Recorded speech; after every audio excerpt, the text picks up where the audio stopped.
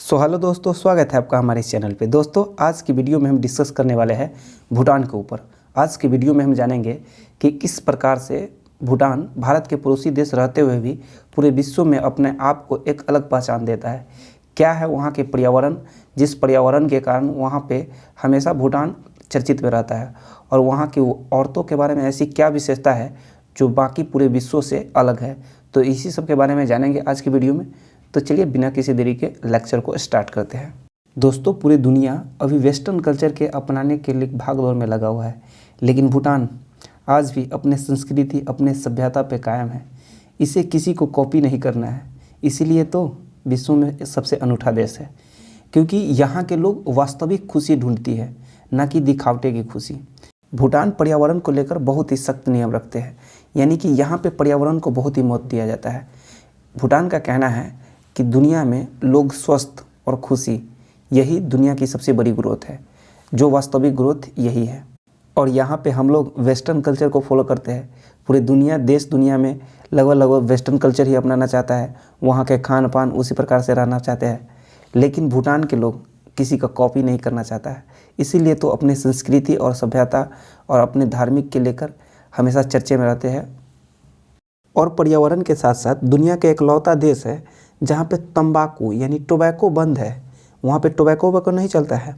और polythene, plastic, ये सब कचरा जो भी बनता है, पॉलीथीन, प्लास्टिक जो नॉन डिग्रेडेबल होता है, वो सब वहाँ पे बैन है। साथ ही साथ वहाँ पे आपको कोई कतल खाना नहीं मिलेगा। कहने का मतलब आपको कहीं ऐसा नहीं जैसे यहाँ पे चिकन का मीट मिलता है, वहाँ पे नहीं मिलेगा। हाँ, इसका मतलब ये नहीं हुआ कि भूटान के लोग मीट नहीं खाते हैं, लेकिन इंडिया से वो सप्लाई होके जाता है। यहाँ के लोग प्रत्येक नया साल पे सभी लोग अपना जन्मदिन मनाते हैं, क्योंकि बोले नहीं, यहाँ के लोग वास्तविक खुशी ढूंढते हैं। कब जन्म हुआ, कब मृत्यु होगा, कोई गम नहीं। जब तक जिए तब तक एकदम खुशी में जिए, आनंदित जीवन जिए, वास्तविक खुशी जिए, इसी पे इन लोगों को ध्यान रहता है। साल 2015 में ये लोग 50,000 पेड़ लगाकर 1 घंटा में वर्ल्ड गिनीज बुक में रिकॉर्ड भी करवाया था। यहाँ पे कुल क्षेत्रफल पर अभी 76% वन है, लेकिन यहाँ का एक नियम है कि कभी भी कुल क्षेत्रफल के 60% से कम भूमि पर वन नहीं होना चाहिए, और इसीलिए तो इसे दूसरा स्वर्ग कहा जाता है। और पर्यावरण के इतना ध्यान रखने के कारण ही तो 2018 में यहाँ पे कार्बन निगेटिव देश आया था। जहाँ पे पूरे दुनिया में कार्बन के लिए परेशानी है, वहीं पे ये कार्बन निगेटिव देश आता है। कहने का मतलब ये हुआ कि जितना ये कार्बन डाइऑक्साइड छोड़ता है उससे ज़्यादा अवशोषित कर लेता है, और वो दूसरा देश के दे देता है, थोड़ा तो भी ले लो ऑक्सीजन।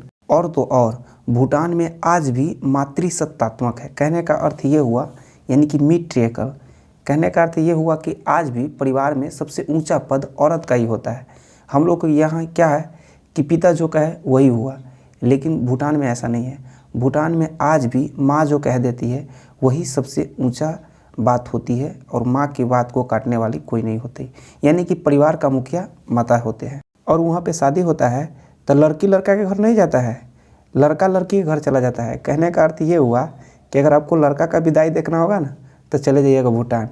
यानी कि कहने का अर्थ ये होता है कि सड़कें, मोहल्ला, गाँव, दुकान, हर जगह आपको औरत ही ज़्यादा मिलेंगे, क्योंकि वहाँ मातृसत्तात्मक देश है। भूटान में ज़्यादातर लोग टीन एज में है। टीन एज उसे कहा जाता है, 13 से लेकर 20 तक के जो एज होता है उसे टीन एज कहा जाता है। जैसे 13, 14, 15, यहाँ से लेकर 20, इसे टीन एज कहा जाता है। टीन एज के ऊपर कभी डिस्कस करेंगे क्या होता है टीन एज, किसे चाइल्ड एज कहा जाता है, किसे एडल्ट एज, किसे ओल्ड एज, इस सब के बारे में कभी बाद में चर्चा कर देंगे। तो भूटान में ज़्यादातर लोग अभी टीन एज में है। यहाँ की फेमस जगह है पारो, भूटान का इकलौता शहर जहाँ पे एयरपोर्ट है। और वहाँ पर एक और जगह है हाफ लाइफ, पुनाखा, ये सब वहाँ के फेमस जगह है। भूटान की राजधानी थिम्पू है, वहाँ के मुद्रा न्यू गिल्ट्रम है, और वहाँ के राष्ट्रीय खेल तीरंदाजी है। भूटान की शासन व्यवस्था राजतंत्र है, यानी कि आज भी वहाँ पे सर्वोच्च पद राजा का होता है, जो वंशानुगुणित होता है। यहाँ पे पहली बार चुनाव 2008 में होबे किया। भूटान अगर सबसे ज़्यादा किसी पर विश्वास करता है तो वो भारत पे विश्वास करता है। इसीलिए इसके पास थल सेना है, लेकिन जल सेना यानी कि नेवी और वायु सेना यानी कि एयरफोर्स नहीं है।